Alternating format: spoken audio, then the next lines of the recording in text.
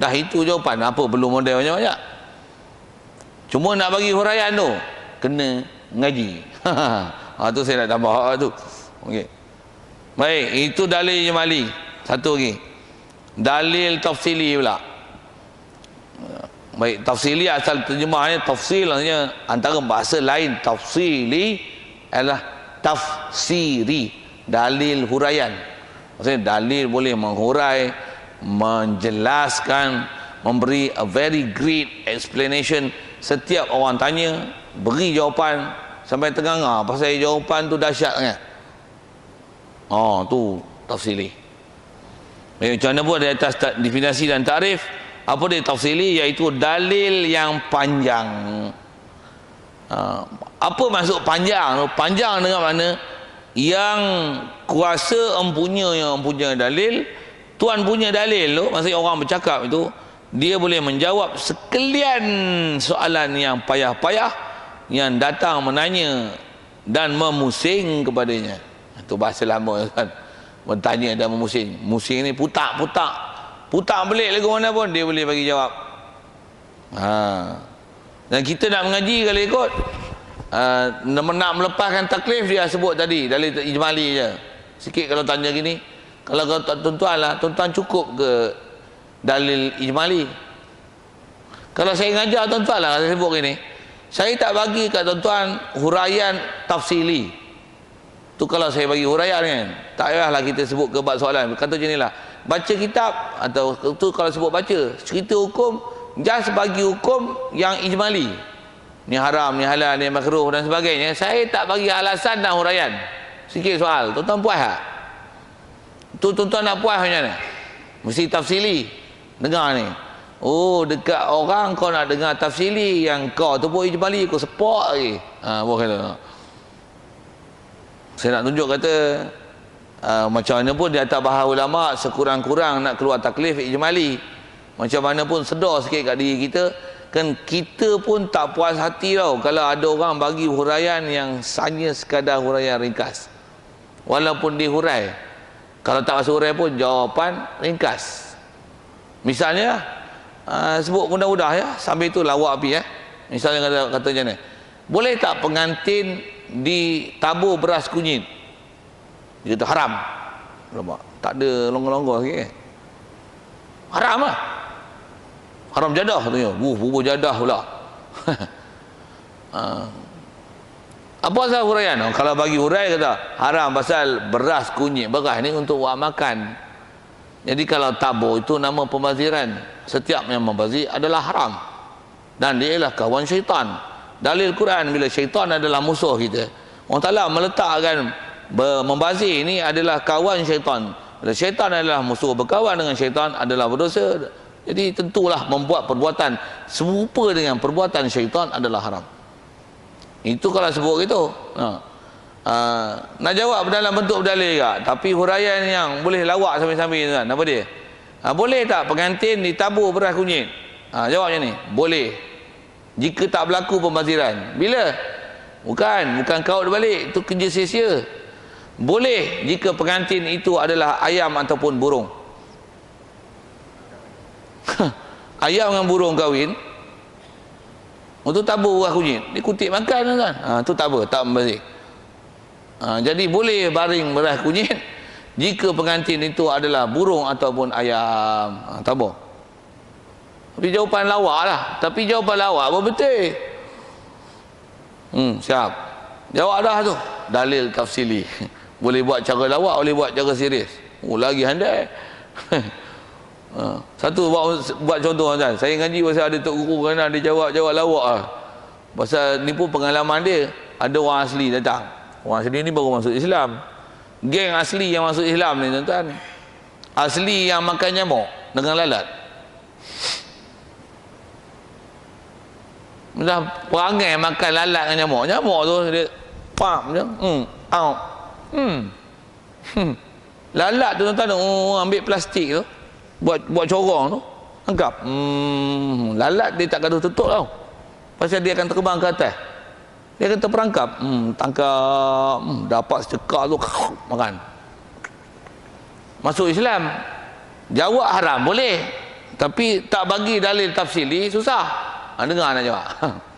Dan semua ustaz yang mai mengajar kat orang asli ni semua kantoi pasal orang asli tak terima. Pasal bagi jawapan ringkas, apa hukum makan lalat dengan makan nyamuk. Dia kata haram, tak boleh makan serangga. Ya, ustaz ni tak boleh, kasyar katanya. Islam kan bagus. Semua bagus. Ini kenapa ustaz semua tak bagus? Tak boleh makan, tak boleh makan, haram. Bagi dalil tafsili ya. Tapi cara teknikal jawab tu kan. Sikit saya nak sebut. Orang tanya, dia jawab, lepas tu ada teknik nak menjawab supaya orang asli boleh terima.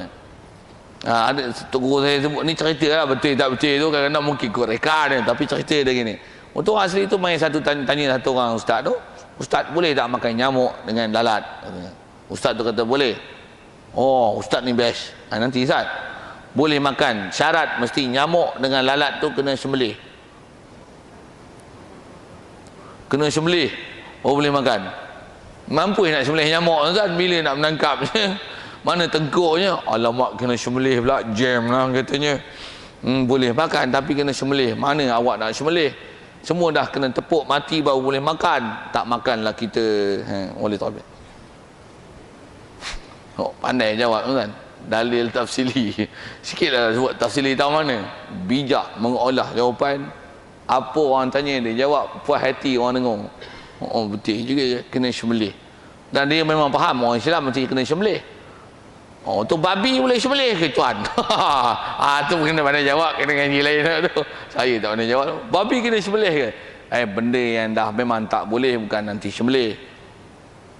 Macam mana pun kalau nak bagi huraian tafsili, kalau tuan-tuan ada maklumat bagi. Kalau ikut fakta yang ada sikit tuan-tuan ke babi ni. Lembu, kambing apa? Binatang-binatang yang herbivore ni, yang makan rumput ni. Kambing dan lembu ni biasanya dia mengambil masa untuk digestion dia, untuk penghadaman dia. Dia ambil take 24 hours tu. Binatang yang paling cepat digestion dia ialah babi. Just 4 hours only. 4 jam ni tuan. Dia makan dia berak. Dia makan dia berak. Satu tuan-tuan makan saat ni, kalau keluar berak tu juga, tuan-tuan makan ni berak tu juga, maknanya you tak sihat. Tapi kalau you makan tu, dia tolak hak lama tu, hak lama yang keluar, hak baru dia proses. Tu tak apa. Sikit saya sebut. Babi punya digestion, makan 4 jam dia berak. Sesuatu yang bila dia punya proses macam tu sangat cepat, tentulah makanan yang dia serap tu, kuman dan penyakit yang ada dalam badan dia tak dimusnah dan dibasmi dengan betul, pasal dia digest dalam perut dia dalam tempoh yang sangat singkat. Berbanding dengan lembu kambing, sistem proses dalam perut dia, usus panjang usus pendek dia mengambil masa 24 jam. Jadi apa makanan yang masuk untuk jadi darah daging ini telah disterilkan, boleh bahasa gitu rasanya. Jadi makan daging dia ialah daging yang baik, makan daging babi ialah daging yang sangat bahaya. Dan memang atas kajian sains pun, kalau di atas nak membiakkan bakteria kan, serum-serum yang dibuat tu untuk membiakkan bakteria, tak ada protein yang paling baik untuk membiakkan bakteria melainkan protein babi. Gunakan protein telur, albumin telur untuk menjadikan sumber protein biakkan bakteria, dan tak jadi, mampus bakteria. Bakteria yang dia punya sebut apa, dia punya medium yang terbaik untuk dijadikan bahan pembiak babi adalah protein daripada babi. Sains sebut gitu kan. Nak sebut apa? Ada fakta gitu, tengah cerita orang asli. Cik cakap apa? Teman tak faham, awak belajar lagi. Sikit ke orang asli tu. Cerita orang dikit lah. Nak kata apa? Cuma dalil tu, asal saya nak sebut, bila boleh bagi dengan banyak lebar dan huraian tuan-tuan, kita tengok puas hatinya kita di atas penjelasan tu. Sedikit di atas apa tu yang kita berakidah. Semua nak sebut ini, sepatutnya berdalil, paling baik tafsili, habis kurang ijmali. Yang kat kita jangan kata dalil, maklumat tak tahu. Ni leceh. Maklumat pun tak tahu. Macam mana nak bagi dalil, macam mana nak bagi huraian? Maklumat pun tak tahu. Cerita sikit lah Lauh Mahfuz. Tak biasa dengar kecil-kecil tu katanya. Lah ni tak biasa belajar benda mahfuz tu. Awak pun duk muskil je. Bagus awak menanya. Saya pun nak tanya awak juga. Apa dia Lauh Mahfuz tu? Dia bertanya balik. Sepatutnya dia bagi huraian. Tapi dia tanya balik. Lauh Mahfuz tu bukan bertulis macam-macam dah ke? Dia pula tanya. Sepatutnya dia menjawab. Saya nak cerita apa tuan? Sepatutnya kita sebagai orang Islam, pengetahuan dah berdalil. Cuainya kita jangan kata berdalil. Informasi pengetahuan tak ada. Okey. Itu dah cukup untuk kalau saya sebut dengan kaedah berdalil, menunjukkan kita dah cuai. Bukan cuai dalil kan? Cuai menuntut ilmu yang wajib dipelajari. Dan semestinya bila cuai menuntut ilmu, pasti akan ada cuai berdalil di atas apa yang nak belajar. Pasal apa? Jangan kata nak berdalil, informasinya pun belum dapat, macam mana nak berdalil? Ni. Macam mana pun atas apa kita bicara dalil, ada dua jenis dalil tu lah. Yang ditaklif, dalil ijmali jua. Tapi sebenarnya kalau disebah kat kita sendiri, kita pun nak cari dalil tafsili. Sepatutnya pengetahuan Islam yang dapat kat kita dalam bab ketuhanan, khususnya dalam bab Rasul, mestilah pengetahuan maklumat berserta dengan dalil. Dan dalil tu semestinya adalah dalil tafsili. Tapi pasal kita dah tak dapat sistem pendidikan yang mengajar maklumat-maklumat dan informasi berserta dengan dalil, tuan-tuan, itu yang kita gagal lah. Terpaksa belajar lain. Sepatutnya pengetahuan ni, khususnya bab akidah, tuan-tuan, kita dah selesaikan sebelum sekolah menengah ni. Tapi kita tak dapat. Sikit kalau sebut gini, pasal kita nak belajar ni dengan apa angkanya disebut sifat 20 kan. Tanya nak, sekolah kebangsaan belajar sifat 20.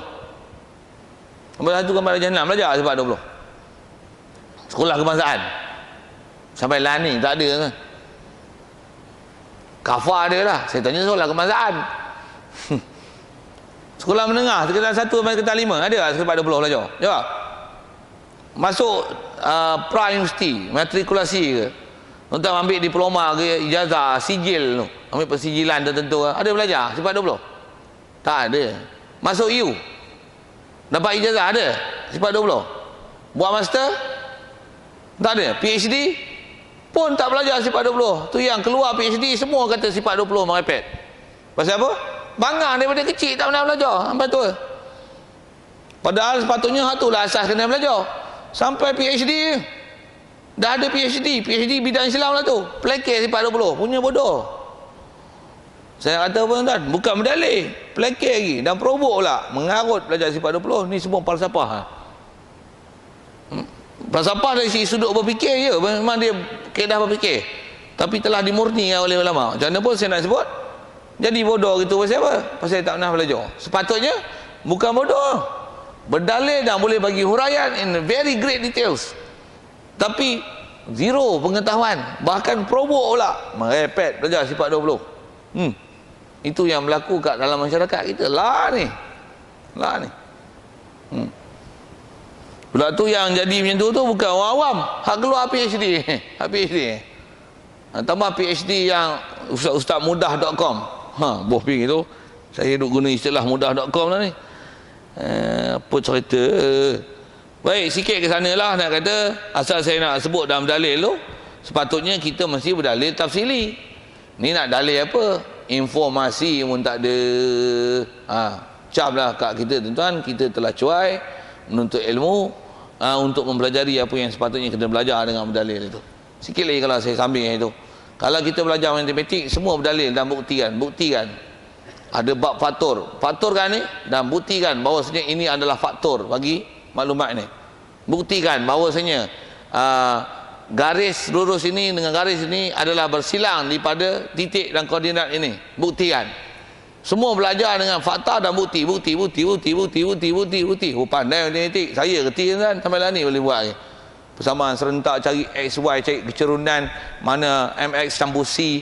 Boleh lagi. Persamaan kuadratik tak kuadratik, nak lakar graf. Senang sangat. Kita belajar gila yang tu. Bertahun belajar kan. Terror tu. Yang ni lepas tu baru ngaji. Tapi boleh lah, gagah agak lah. Tawan je lah. Belajar je lah. Tuan-tuan tak pernah belajar, dengar saya sebut. Taubat bikin je lain. Macam mana pun di sebuah kitab kita jumpa sebulan sekali. Sebulan pula nak jumpa Pak ni.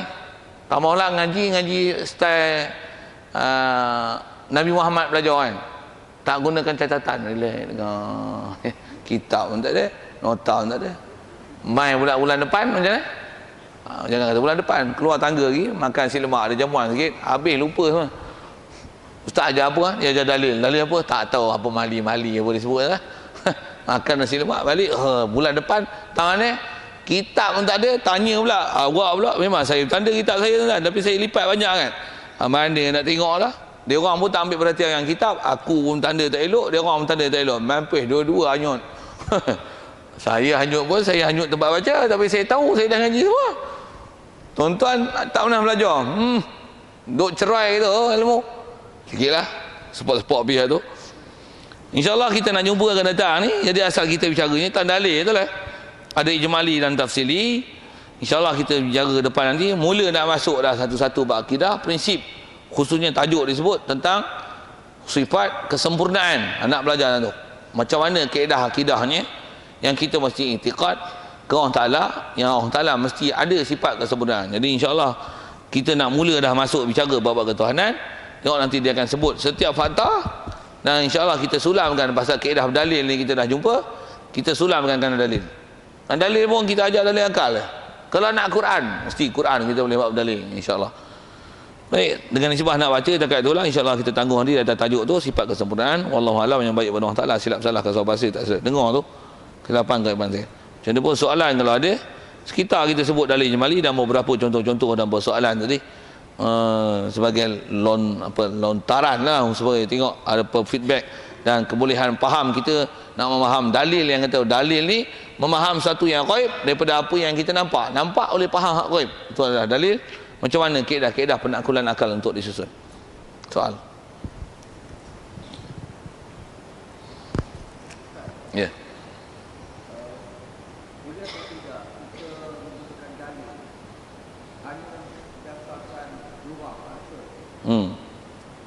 Contohnya alam, kita kata alam ni, jadi dalam kataan alamat itu kalau tanda wujud Tuhan.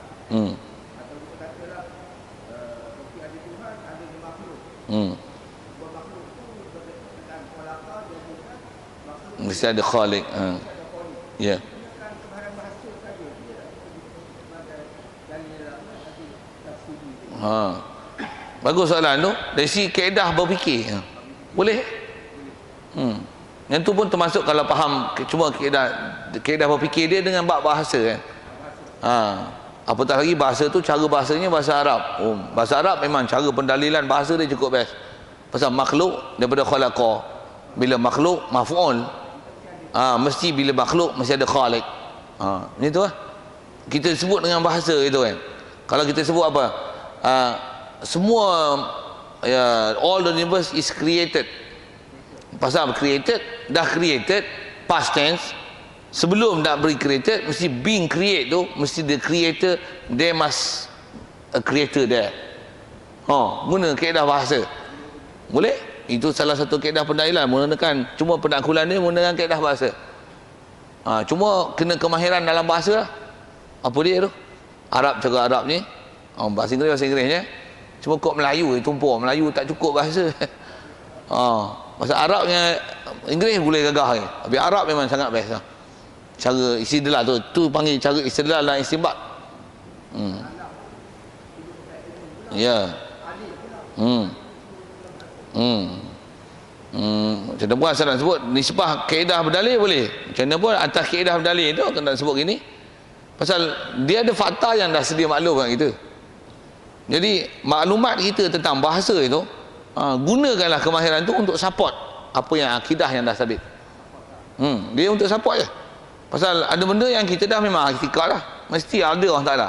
Jadi macam mana nak gunakan, olahkan ke cara berfikir, sama ada gunakan pendekatan bahasa untuk menghuraikan tentang etikad yang dah sabit Allah memang ada. Jalan. Jadi faham kata nak gunakan kaedah bahasa itu memang boleh mendalilkan ke sana dengan satu kefiat yang lain kan. Ya, silakan. Silakan. Kalau ikut dari segi boleh, ya, salah satu kaedah pendalilan adalah menggunakan kaedah bahasa. Wallahu a'lam. Bismillahirrahmanirrahim. Allahumma nawwir qulubana min nur hidayatika kama nawwartal arda wa nur syamsika abadan abada bi rahmatika ya arhamar rahimin. warzuqna fahman nabiyyin wa hifdzal mursalin wa ilhamal malaikatil muqarrabin wa sallim tasliman ala jamil anbiya'i wal mursalin walhamdulillahi rabbil alamin. Assalamualaikum warahmatullahi wabarakatuh.